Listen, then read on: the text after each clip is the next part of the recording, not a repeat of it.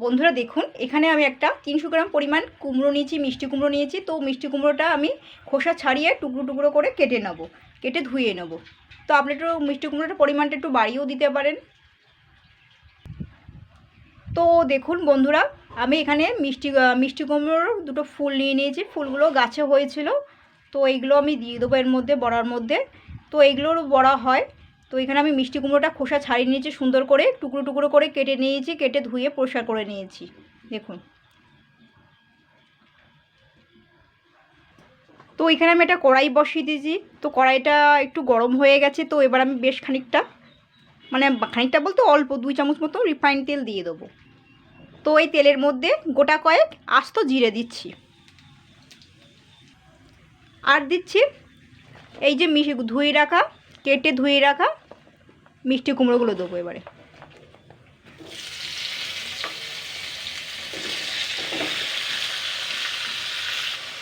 Just এটাকে আমি 2 minute হালকা নাড়াচাড়া করে নেবো, মানে ভেজে নেবো।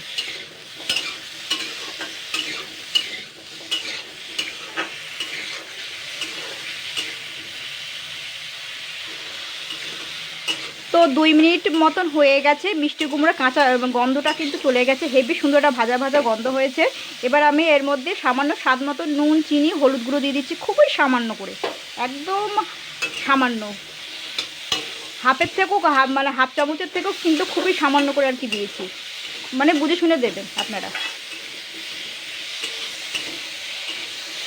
তো এবার আমি এটাকে 1 মিনিট নাড়াচাড়া করে নেবো। এবার আমি জল দিয়ে দেবো, জল দিয়ে কুমড়োটা সুন্দর করে সেদ্ধ করবো। এটা কিন্তু হাফ কাপ মতন জলটা কিন্তু দিতে হবে, বেশি দিলে হবে না।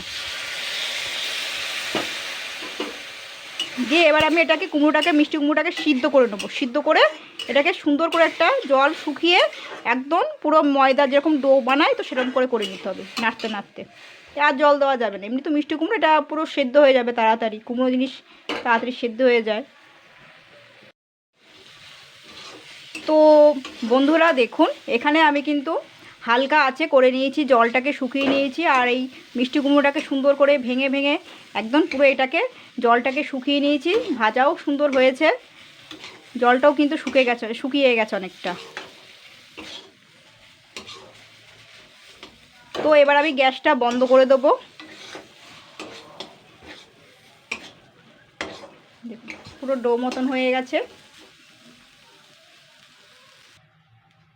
তো এখানে আমি মিষ্টি কুমড়োটা তুলে নিয়েছি।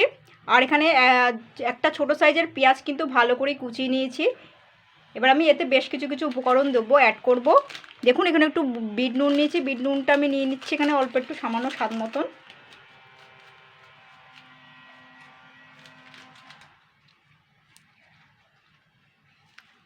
আর এখানে নিচ্ছি বেসন গুঁড়ো পরিমাণ মতন, বেশি বেসন গুঁড়ো হলে ভালো লাগবে না কিন্তু।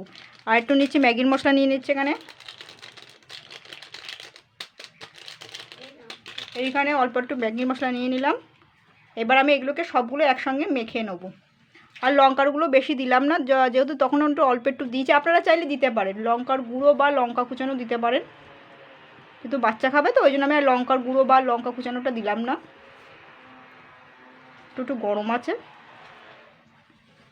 ঠান্ডা হয়ে গেলে, ভালো করে ঠান্ডা হয়ে গেলে তারপরে মেখে নিতে পারবেন, এমনি অসুবিধা নেই। এর মধ্যে কিন্তু কোনো রকম জল অ্যাড করব না আমি।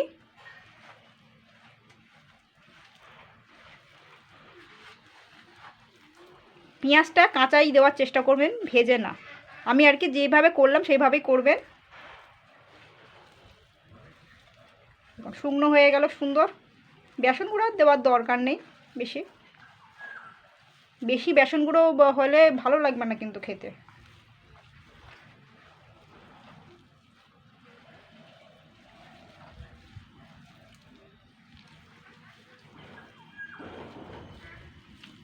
ব্যাস, মাখা হয়ে গেল। তো দেখুন, এখানে আমি কড়াইতে বেশ খানিকটা রিফাইন্ড তেল দিয়ে দিচ্ছি। তেলটা মিডিয়াম গরম হয়ে গেছে। এবার আমি এখানে হাতে একটুখানি হালকা তেল দিয়ে নিয়েছি, তেল মাখিয়ে নিয়েছি।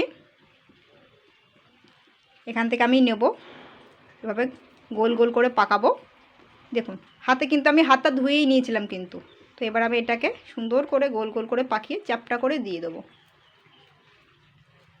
এক হাতেই দেওয়া যাবে সুন্দর করে। তেলটা কিন্তু মিডিয়াম গরম থাকা অবস্থায় দিতে হবে।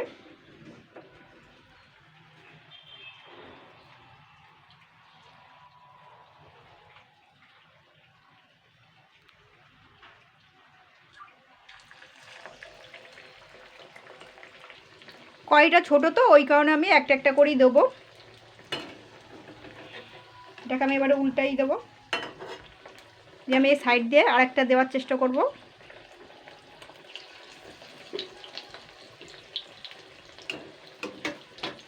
এটা কিন্তু মিডিয়ামের থেকে লো ফ্লেমে দিয়ে ভাজতে হবে এগুলো।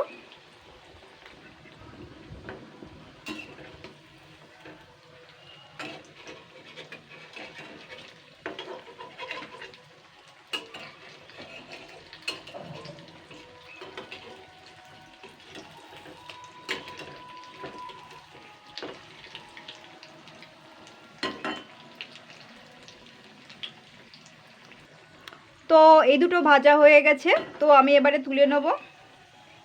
সবগুলো কিন্তু মিডিয়াম আঁচে করতে হবে, আঁচের জোর দিলেই কিন্তু একদম খারাপ হয়ে যাবে বড়াগুলো। তেল ঝরিয়ে সুন্দর করে তুলে নিতে হবে।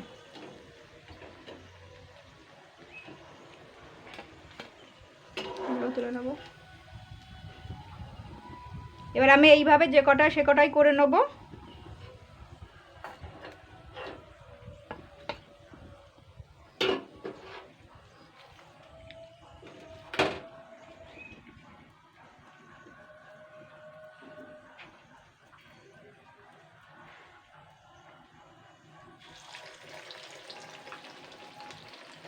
তো বন্ধুরা, এই ছিল আজকের রেসিপি মিষ্টি কুমড়োর বড়া। তো এইভাবে বানিয়ে ফেলবেন।